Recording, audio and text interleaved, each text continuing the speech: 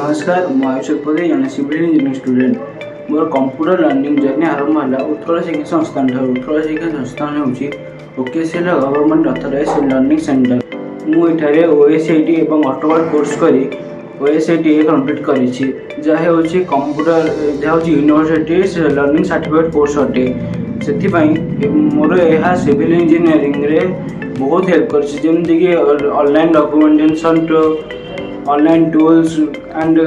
computer basics एथले मत बहुत हेल्प करी मुझे ओएसआईटी ए+ करोची एवं एबार बेस्ट पार्ट हूँ कि ओएसआईटी और ओसीएससी कोर्स रे स्पेशल डिस्काउंट चली तेणु यही कोर्स गुड़िक बहुत बजेट फ्रेंडली एंड अफोर्डेबल हो जाए तो यहाँ